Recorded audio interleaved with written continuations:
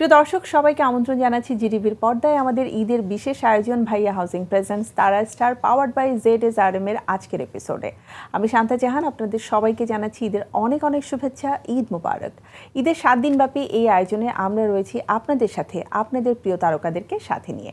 তারকা মানেই হচ্ছে তারা একটু দূরের কেউ, আসলে তা নয়। যে মানুষটাকে আজ আমি ইনভাইট করেছি সে সবসময় কোনো না কোনোভাবে আমাদের কাছেই থাকে, হয়তো বড় পর্দায় অথবা ছোট পর্দায় অথবা কখনো না কখনো সোশ্যাল মিডিয়াতে তাকে নিয়ে মোটামুটি একটা ঝড় বয়ে যায়। সে যেমন একদিকে আত্মবিশ্বাসী তেমনি আরেকদিকে সুন্দরী, আর অনেক গুণ তো তার রয়েছেই। চলুন তার সাথে কথা বলেই এই মানুষটার আরও বেশ কিছু অজানা তথ্য জেনে নিই। আমার সাথে আজ রয়েছে আমাদের আত্মবিশ্বাসী সুন্দরী চিত্রনায়িকা মিষ্টি জান্নাত। অনেক অনেক শুভেচ্ছা মিষ্টি, ঈদ মোবারক। তোমাকে অনেক অনেক শুভেচ্ছা, ঈদ মোবারক। বাট তুমি এত মানে ডেজিগনেশনই বলা যায় অন কাইন্ডস অফ, বা কি বলে এটাকে, এত সুন্দর করে বললে, মানে কেন বলো? কেন বলি, এখানে একটা ব্যাপার রয়েছে। প্রথমত হচ্ছে আমি বলবো আমার যে ডিরেক্টর রয়েছে সে এত চমৎকারভাবে তোমার জন্য স্ক্রিপ্ট করেছে, সেটা যদি আমি বলতাম তাহলে মোটামুটি আমার দর্শক ভেবে দিত যে শান্তা জাহান মিষ্টি জান্নাতের প্রেমে পড়ে গেছে। হতেই পারে, এখন সমস্যা নাই। বলো ঈদ কেমন কাটছে? অনেক ভালো, একটু গলা ব্যথা, একটু গলাটা ভাঙাও মনে হচ্ছে, বাট এই হাস্কি ভয়েসটা কিন্তু অনেক সুন্দর। হ্যাঁ মেবি, বাট আমার রেগুলারই থাকে, কারণ চিল্লাপাল্লা করে গলা বসে যায়। ওকে, একটু জোরে কথা বললে আমার গলা বসে যায়। বলো ঈদের দিন প্রথম ফোন কল কার ছিল? ফোন কল কার ছিল আমি ভুলে গেছি ঈদের দিনের। বাট প্রবলেম হচ্ছে যে এবার ঈদটা খুব বাজে, মানে ফার্স্ট ঈদ কোরবানি ঈদ বাবা ছাড়া।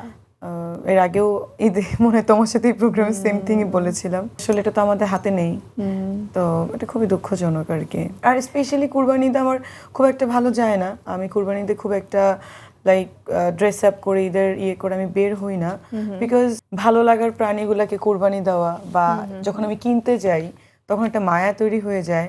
সো ওই জিনিসগুলোর জন্য আমি ঈদের দিন খুব একটা বের হই না, মানে এটা একটা প্রবলেম। তুমি পেট লাভার? হ্যাঁ অফকোর্স, আমি পেট লাভার। আমার 7টা পার্সিয়ান ক্যাট আছে, আবার ওগুলোর বেবি হয় আমি দিয়ে দিই। সাথে আমার একটা কুকুর আছে, ডগ, চকলেট ওর নাম। ওর 10 বছর হয়ে গেছে ওর বয়স। তো সেই জায়গা থেকে স্বাভাবিকভাবে যারা অ্যানিমেল লাভার তারা আসলে এই জিনিসগুলো নিতে পারে না। বাট আমার সবচেয়ে মজা লাগছে কি জানো, এবার আমি খুব খুঁজলাম ঢাকায় আসছে কিনা ছোট ছোট ওই যে গরু আসছে না, ছোট ছোট সাইজের। আমি আমার ওই যে চকো আছে যে চকলেট, ভাবলাম ওর সঙ্গে একটা রেখে দিব কিনা বাসায়। খুব মন চাইছিল যে একটা কিনে রেখে দিই। বাট সেটা যদি ঢাকায় নাও পাওয়া যায়, ভুটানে পাওয়া যেতে পারে।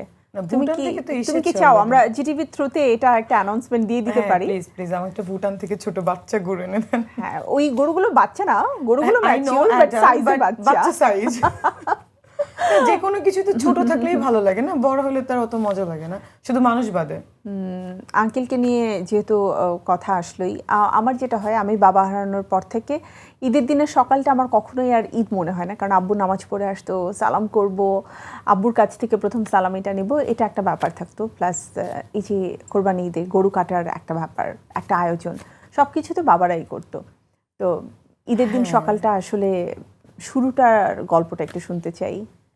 বাবা করতো, বাবা দেখতো। আব্বু তো লাস্ট 2.5 years অনেক সিক ছিল, তো আব্বুকে নিয়েই যেতাম কেনাকাটা করতে। তো আমাদের তো সব খুলনাতে গরু ছাগল এগুলো দেওয়া হয়, মানে অনেক জায়গা করে করে দেওয়া হয়। আমাদের মাদ্রাসা ওগুলোকে। খুলনার মেয়ে? হ্যাঁ। আচ্ছা, খুলনার মেয়েরা এত সুন্দরী আর আত্মবিশ্বাসী কেন হয়? এই মানে কি বলবো, রাজটা আমি জানতে চাই, কিন্তু তার আগে আঙ্কেলের গল্পটা শুনি। ঢাকাতে গরু কেনার থেকে মানে ভেড়া ছাগল এগুলো থাকে। আমার বাবা গরু মানে খাওয়া নিষেধ ছিল, ওনার অ্যাজমাটিক প্রবলেম অ্যান্ড অ্যালার্জি, আম্মুরও তাই, আমিও গরু খাই না। বাট কুরবানি গরু সবসময় খুলনাতে দেওয়া হয়।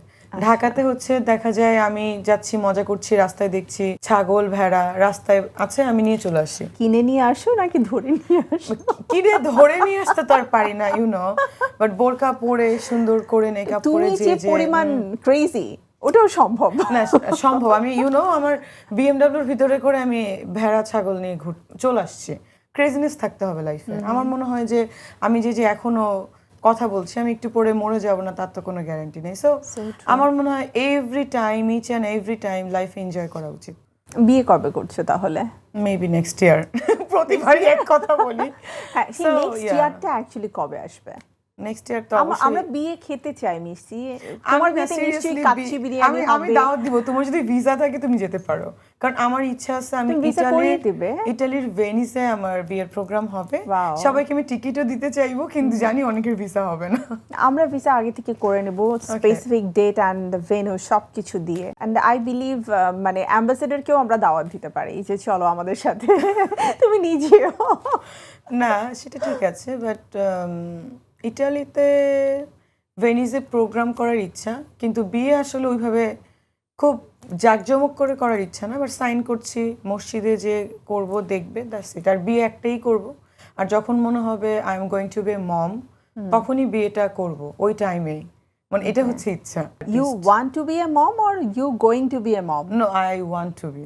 I'm not going to be হওয়ার এত সহজে এই বছর তো প্ল্যানই নেই, হয়তো বা নেক্সট ইয়ার লাস্টে Okay, বিয়ে করব। till then I have to wait, and আমি মোটামুটি ডায়েট করে কাচ্চি খাওয়ার জন্য মেন্টালি প্রিপেয়ার থাকলাম। কাম অন, ইতালিতে কাচ্চি কই থেকে হবে? তুমি ঢাকায় কাচ্চি খাওয়াবে আর ইটালিতে আমরা পিৎজা খাবো। সবার ভরসা পেতে নিজেকে হতে হয় পাতের মতো দৃঢ়, ঠিক যেমনটা জেডএসআরএম 25 বছরের পথ চলায় নিরাপদে রাখার প্রত্যয়ে। ঈদের দিনের প্রিয় খাবার সেটাও আমরা একটু জানতে চাই। ঈদের দিনে আমার দুধ সেমাইটা খুব পছন্দ, আম্মু খুব সুন্দর করে উটের দুধ রান্না না করে। গরুর দুধ? এটা একটা কোশ্চেন। আচ্ছা, উটের দুধ দিয়ে কি সেমাই রান্না করা যায়? হ্যাঁ, of course, why not. Try করেছো? দুধ তো দুধ, কাম অন।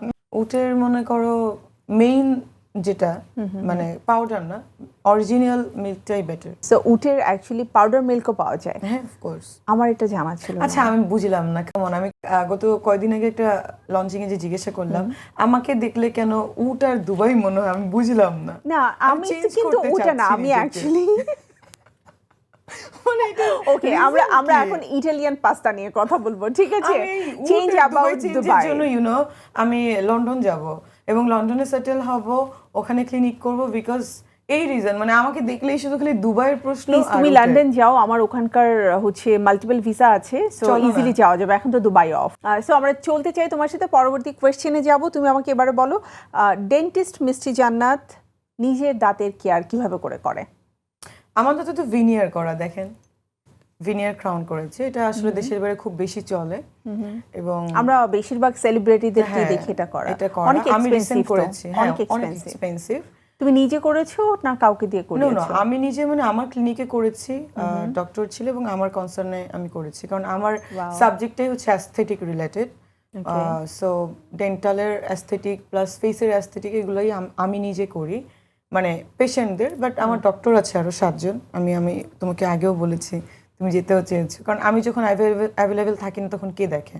আর এভরিডে আমি হচ্ছে ভাই যে উড়াধুরা মানুষ, মনে করো আমি একটা পেশেন্ট দেখি, একটু পরে রুমে যেয়ে বলে একটু কফি দাও, খেয়ে আবার যাচ্ছি, মানে আমার ধৈর্য কম। আচ্ছা, পেশেন্টরা মানে টেনশন ফ্রি থাকে নাকি মিষ্টি জান্নাতের এই ধৈর্য কম দেখে অধৈর্য হয়ে যায়? কাজের সময় I am very much professional. Okay, এবারে বলো, মিষ্টি জান্নাতকে এক শ্রেণীর মানুষ আছে খুব ভালোবাসে, বিকজ খুবই স্ট্রেট ফরওয়ার্ড কথা বলো, সবাই বলে খুবই ট্রান্সপারেন্ট। আবার কিছু মানুষ রয়েছে, হ্যাঁ মিষ্টি জান্নাত সব কিছু যা করে দেখানোর জন্য করে, এগুলো কিছুই না। তাদের উত্তরটা আসলে তুমি কিভাবে দাও? আমি কখনোই এনজয় করি না। একটা মানুষ কিন্তু কখনো ওনারা যে ক্যাপশন গুলা দেয় যে এত দামি জামা পরে, আসলে মানুষকে আসলেই ওই মানে কি যেন মাঝখানে লিখলো 9 লাখ টাকার জামা পরে শাড়ি পরে মিষ্টি জান্নাত। সো ইয়েস, ওটার দাম 9 লাখ ছিল, ওটার দাম ছিল 4 লাখের কাছাকাছি, বাট ওটা স্পন্সরেড ড্রেস ছিল। ওকে, নূর নামে একটা কোম্পানি আছে, ইউনো, ওটার আমিও মানে ব্র্যান্ড অ্যাম্বাসেডর, অ্যান্ড এই ড্রেসটাও ওইখানকার। সো আমার কথা হচ্ছে যে মানুষ, আমরা, তুমিও জানো যে স্পন্সরেড ড্রেস ম্যাক্সিমাম ইউজ করি, বাট হ্যাঁ আমার পার্সোনাল লাইফে আমি যে ড্রেস আপ ইউজ করি ব্র্যান্ডেরই থাকে। এখন আমার টাকা আমি ইনকাম করি, আমি as a doctor, as a business woman, আমি টাকা দিয়ে করবো কি? আমার নিজের জন্য যদি আমি লাক্সারির জন্য খরচ না করি, আমি কি ব্যাংকে জমা রাখবো? আমার দরকার নেই আর্ন করার, আমি ঘুমায় থাকবো, আমার খাওয়া পড়ার ব্যবস্থা বাবা মা আল্লাহ রেখে দিয়েছেন ইনশাল্লাহ। এখন কেউ যদি সাপোজ জিজ্ঞেস করে তোমার এই ওয়াচটার দাম কি, ওয়াচ এখন আমি অ্যান্সার করবো না এটা রোলেক্স, আমি কি অ্যান্সার করবো না এটা এই ব্র্যান্ডের, বাট এটা নিয়ে ক্যাপশন গুলো হচ্ছে ডিফারেন্ট থাকে। আমি ইউজ করি শ্যানেল, এখন আমার শ্যানেলের একটা দাম তুমি বাট জানো, এটা বাংলাদেশে অনেকে ভাবতেই পারে না যে এর বাইরে যেও আরো অনেক ব্র্যান্ড আছে এবং সেগুলো কিন্তু মানুষ ডিওর করছে, শ্যানেল করছে, ওয়াইএসএল করছে, and it's a normal thing. এখন দেখো আমরা আর্টিস্ট, আমরা তো অবশ্যই এমন মেকআপ করা উচিত যে মানে ফিক্স মেকআপ, মানে তো ওইভাবেই তো আমাদেরকে ওগুলো কিনতে হবে। সবাই বলে যে দামি মেকআপ কেন ইউজ করে, ভাই আমার স্কিন আমরা যে প্রবলেম, পরিমাণে আমাদের স্কিনের উপরে টর্চার করে মেকআপ দিয়ে, তো আমাদের তো ইউজ করতে হবে। বাট যদি এখন বলে যে ড্রেস, ওয়াচ, এগুলো ভাই আমার ভালো লাগে আমি কিনি। আমি গাড়িও অনেক আগে থেকে ডে 1 থেকে যখন এফডিসি তে গেছি আমি গাড়ি চড়েই গেছি। আমি 2015 সালে আমি হ্যারিয়ার ইউজ করতাম, আমি লোন নিয়ে কিনেছি। আমি বলি নাই যে আমি তো বড়াই দেখানোর কিছু নাই, আমি হ্যারিয়ার ইউজ করি, আমি করেছি বিকজ আই লাভ কার। এখন অনেকের টাকা আছে দেখো, তারা মানে রেখে দেয়, জমায়। আমি নিজের লাক্সারির জন্য যা করা লাগে আই ক্যান ডু। আমার ভালো যা লাগছে, লাইক যদি এখন মনে হয় যে চ্যানেলটা আমার ভালো লাগছে, আমি একটা চ্যানেল বানাবো, তাহলে ওয়াও, এটা ভালো ছিল। প্লিজ একটা চ্যানেল বানাও, সেখানে আমাদেরও কাজের অনেক অপরচুনিটিস থাকবে। I want to B your employee in your channel, ঠিক আছে? ইউ আর মাই ফ্রেন্ড, এটা কেন বলছো? এবং আমাদের পুরো টিম এখানে রয়েছে যারা নতুন চ্যানেলে নতুন ভাবে কাজ করতে চায়। ভবিষ্যৎ হোক নিরাপদ, বিনিয়োগ হোক বিশ্বস্ত, আর আমার পছন্দ সল্ট বে। ওয়েলকাম টু সল্ট বে। এখন তোমার সাথে যে প্রশ্নগুলো আমি করব, প্রথমে বলেছিলাম যে খুবই কন্ট্রোভার্সিয়াল কিছু কোয়েশ্চেন তোমার জন্য রয়েছে, কিন্তু ভয় পাওয়ার কিছু নেই। না না, আমি ভয় পাই না। এই যে তুমি এই কথাটা বললে, এটাই আমি আসলে শুনতে চেয়েছিলাম যে আমি ভয় পাই না। আমি এক আল্লাহ ছাড়া কাউকেই ভয় পাই না। আমি রেসপেক্ট করি কিছু কিছু মানুষকে, আই ডু রেসপেক্ট। সেটারও কিছু পার্সন আছে, রেসপেক্ট করার মতো পার্সনকে আমি রেসপেক্ট করি, বাট যারা রেসপেক্ট ডিজার্ভ করে না তাদেরকে আমি রেসপেক্ট করিও না, সে যেই হোক। চলো আমরা কোয়েশ্চেনে চলে যাই। কিছুদিন আগে খুব পত্রপত্রিকায়, সোশ্যাল মিডিয়াতে রিউমার বলবো না, হেডলাইন বলবো, শিরোনামে ভরপুর ছিল। সেটা হচ্ছে পাত্রী খুঁজছেন শাকিব খান। সেটা কি মিষ্টি জান্নাত কিনা, এটা নিয়েও সবার একটা চিন্তা ভাবনা ছিল। এবং আমরা দেখলাম তুমি আর শাকিব ভাই মিলে বেশ উড়াল দিলে বেশ কয়েক জায়গায়, প্লেনের মধ্যে তোমাদের ছবি, একসাথে তোমরা ছিলে, প্রোগ্রামে তোমরা একসাথে ছিলে। এটা আসলে কি শুধুই মাত্র সোশ্যাল মিডিয়ার জন্যই ছিল, নাকি বাস্তবে এর কোনো সত্যতা রয়েছে? ওনার সঙ্গে আমার খুব ভালো রিলেশন এখন থেকে না, আমি প্রডিউস করেছি সিনেমা। আমি যখন ছোট অনেক, আমি ডে 1-এই মিডিয়াতে এসেছি অ্যাজ এ প্রডিউসার হিসেবে, নাটক প্রডিউস করতাম। যারা তখন কাজ করেছে আমার নাটকে তারা জানে। সো অনেক সিনিয়র আর্টিস্টই কাজ করেছে তখন আমাদের হাউসে, লাইক আমিন খান ভাইয়া, সে তোমার মামা হয়, নওশিন আপু, হিল্লোল ভাইয়া, মির, বিদ্যাসেন হামিম, সারিকা আপু, শখ আপু, শ্যামল ভাইয়া। তো সেই টাইমে আমি নাটক প্রডিউস করতাম। দ্যাট টাইম আমি আর্টিস্ট ছিলাম না। তো আমি তখন অনেক ছোট, আমার বিজনেস করতে ভালো লাগে, আমার ইচ্ছা ছিল আমি বিজনেস উইম্যান হব, দ্যাটস ওয়াই। এবং শাকিব ভাইয়া বা শাকিব খান থেকে শুরু করে অনেক হিরোই আমার ভালো ফ্রেন্ড। এজ ডাজন্ট ম্যাটার, আমি নাম ধরে শাকিবই বলি। এরকম গুড রিলেশন আমার সবার সঙ্গে। এবং শাকিব খান অনেকবারই আমার সঙ্গে দেখা করেছে, শাকিব অনেকবারই আমার বাসায় এসেছে। এবং সেটা এখন থেকে না, এটা 16 সাল থেকে ছবি সাইন করানো হয়েছে। হ্যাঁ, তো আমার যদি বিয়ে আসলেই করার ইচ্ছা থাকতো, আমি অবশ্যই তাকে তখনই বিয়ে করতাম। আমি এই বিয়েটি এর ব্যাপার না, এখন হিরোর সাথে হিরোইনের গুড আন্ডারস্ট্যান্ডিং থাকবে, সো ন্যাচারাল থিং। একটু প্রেমের রিউমার থাকবে, ওকে, প্রেমও থাকবে, নাহলে তো কাজ করা যায় না, ইটস ওকে। আচ্ছা, শাকিব খানকে তার মানে তোমার বিয়ে করার ইচ্ছে নেই? এই প্রশ্নটা তোমরা কইরোই না। আচ্ছা, ওকে। আমার কথা হচ্ছে, কিন্তু আমি যেটা জানতে চাই সেটা হচ্ছে কেমন ছেলে তোমার পছন্দ? আমার চেহারা দেখে বা ক্যারেক্টার দেখে ছেলে টেলে না, আমার পছন্দ যে আমার কেয়ার করবে, যে আমার জন্য সবকিছু হবে। না, ক্যারেক্টার সবার, আমরা ফেরেশতা না, ঠিক আছে? তো সবার মানে ছোটখাটো কিছু ফ্লস থাকলে সেটাকে তুমি, এখন আমি নিজেই তো অনেক রিলেশন রাখার পর আমি নিজেও তো অনেক ছেলের সাথে কথা বলি, সেও বলতে পারে আমি কথা বলবো, আমি আরো 2-4 জায়গায় লাইন মারবো, এটা তো হতে পারে না। না, সবকিছু আমি তাকে বিয়ে করছি বা সে আমার হাজবেন্ড বা সে আমার তোমার কি বলে বয়ফ্রেন্ড বলে তার সবকিছু আমি কিনে নিয়েছি, এই থিঙ্কিং এই আমি নাই। মানে তার যে একটা ব্যক্তিত্ব রয়েছে, একটা বৈশিষ্ট্য রয়েছে, সেটা কি তুমি চাও থাকুক, সে যেরকম থাকুক, বাট আমি ফোর্স করব না। টাকা পয়সা বেশি থাকতে হবে নাকি নরমাল থাকলেও হবে? টাকাটা আমার লাইফে কোনো কিছু ম্যাটার ভ্যারি করে না। আমি চাই এডুকেশন থাকবে, একটা ভালো মানে মনের মানুষ হতে হবে, মিষ্টি, যাকে আমি ফিল করতে পারবো। আমাদের ইন্ডাস্ট্রিতে যে মেয়েরা অনেক বেশি ইন্ডিপেন্ডেন্ট, স্বাধীন চেতা বা আত্মবিশ্বাসী সেই মেয়েদেরকে ছেলেরা ভালোবাসি বলতে ভয় পায়, তাদের সাথে থাকতে ভয় পায়, কারণ ছেলেরা চায় মেয়েরা তাদের প্রতি একটু ডিপেন্ডেন্ট থাকুক, সেটা ফাইন্যান্সিয়ালি, ইমোশনালি, মেন্টালি। তো যখন দেখে একটা মেয়ে already financially say sound and independent, যখন দেখে সে মেন্টালি যথেষ্ট পরিমাণে ম্যাচিউর এবং কনফিডেন্ট, তখন কিন্তু ওরা ভয় পায়। তার মানে এই না যে আমি আমার টাকা দিয়ে আমার বরকে চালাবো, সেটাও না। আমার টাকা আমার, তারটাও আমার, ব্যাপারটা ওখানেই। এটা ভালো So, আমি এটা সবসময় বলি, আমারটা আমার, তোমারটাও আমার, বাট তার অনেক থাকতে হবে এরকম না। মানে টাকার জন্য তারা তো বিয়ে করা হয়, তাহলে তো অনেক মানে লাইক কি বলে, অনেক লোকজন আছে, তাদেরকে আমি বিয়ে করতে পারি, অভাব নাই, আশেপাশে ঘুরে। বাট ওইরকম বিয়ে আমি চাই না। আমি চাই বিয়ে আমি একটাই করব জীবনে। আর্টিস্টরা কিন্তু মানসিক দিক থেকে এক ধরনের শূন্যতায় ভুগি, একাকিত্বতায়, একটা মানে পিওর ভালোবাসা পাওয়ার হাহাকার আমাদের মধ্যে থাকে। আমরা যারা সেলফ ডিপেন্ডেন্ট তারা কিন্তু মানে বন্ধুও খোঁজে, জানো, আমরা বন্ধু চুজ করাতে স্কেয়ার্ড ফিল করি, স্টাফ চুজ করার ক্ষেত্রেও আমরা স্কেয়ার্ড ফিল করি, রাইট অর রং। ভালোবাসার ক্ষেত্রে তো অবশ্যই সেটা। তো সমস্যাটা ওখানে, মানুষ ভাবে যে আরে ওরা তো আর্টিস্ট, ওকে ওরা তো ক্যামেরার সামনে কাজ করে, ওদের তো অনেক কিছু আছে। অ্যাকচুয়ালি নট, দেখবা দিন শেষে কেউই নেই তোমার। চলো খুব ঝটপট কিছু সাইকোলজিক্যাল কোয়েশ্চেন তোমার জন্য আমার থাকবে, এক কথায় উত্তর দিব। তোমার সবচাইতে কমন রিউমার কি? বলে খুব অহংকারী, টাকার ভাব দেখায়। সিরিয়াসলি?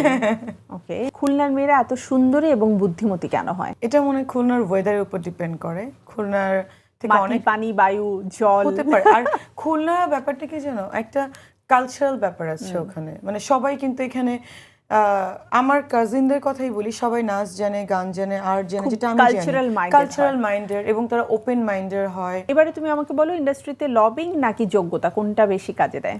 আগে মনে হয়তো যোগ্যতা, এখন মনে হয় লগিং। তোমার লাইফের সবচেয়ে বড় স্ক্যান্ডাল কোনটি, যেটা অনেকেই হয়তো জানে না? স্ক্যান্ডাল? কোন স্ক্যান্ডাল তো আমি দেখি না। ওকে। এখন কি তুমি সিঙ্গেল অর মিঙ্গেল? এই সব বলা যাবে না, অনেক ছেলেরা ক্রাশ আছে, তারা দুঃখ পাবে, বলা যাবে না। তাহলে তো মিঙ্গেল ধরে নেবে। সেটাও বলা যাবে না। তোমার গোপন ক্রাশ কে? গোপন ক্রাশ বলে কিছু নেই, ক্রাশ ইজ অলওয়েজ ওপেন। তাহলে ওপেন ক্রাশ কে সেটা বলো। দেশের বাইরে না দেশে? দেশের মধ্যে শুনি। সাকিব, অফ কোর্স, ইয়া। ওকে। আর দেশের বাইরে? দেশের ভিতর আরো আছে, আমার ফ্রেন্ড তাসকিন, ও আমার ক্রাশ। ওকে। তো আর দেশের বাইরে নেইমার প্লেয়ার, শোয়েব আক্তার ছিল তো আমার সুপার ক্রাশ, স্টিল নাও। ওকে, তার মানে ক্রাশের লিস্ট অনেক, অভাব নেই। লিস্ট অনেক বড়। তো মানে আমার বলার কিছু নেই আমার কি। ওকে, আমি বিয়ে করে মানে আমিও গতি সম্পন্ন সব তারকাই হচ্ছে মিষ্টি জান্নাতের ক্রাশ। সর্বশেষ কোয়েশ্চেন, তোমার সবচেয়ে বাজে অভ্যাস কোনটি? রাগ করা। অন ইয়ারের টাইম আমার শেষ, সো আমরা আড্ডাটা দিব মেকআপ রুমে বসে বসে। শেষ?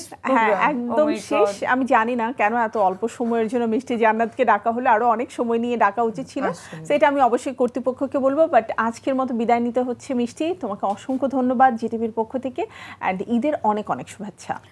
তোমাকে অনেক ধন্যবাদ, এবং স্পেশালি জিটিভিকে অনেক অনেক ধন্যবাদ। প্রিয় দর্শক, আমাদের আজকের আয়োজনের সময় একেবারেই শেষ। বিদায় নিতে হচ্ছে ঈদ স্পেশাল আয়োজন ভাইয়া হাউজিং প্রেজেন্টস তারা স্টার পাওয়ার্ড বাই ZSRM এর আজকের আয়োজন থেকে। আমি শান্তা জাহান আজ ফিরে যাচ্ছি, কিন্তু আবারও ফিরে আসবো আপনাদের প্রিয় তারকাকে সাথে নিয়ে আমাদের 7 দিনব্যাপী এই বিশেষ আয়োজনে একই সময়ে। সো চোখ রাখুন জিটিভিতে, আর চোখ রাখুন আমাদের সব আয়োজনে। সবাইকে ঈদের অনেক অনেক শুভেচ্ছা। ঈদ মোবারক। সবার ভরসা পেতে নিজেকে হতে হয় পাতের মতো দৃঢ়, ঠিক যেমনটা ZSRM। ZSRM 25 বছরের পথ চলায় নিরাপদে রাখার প্রত্যয়ে।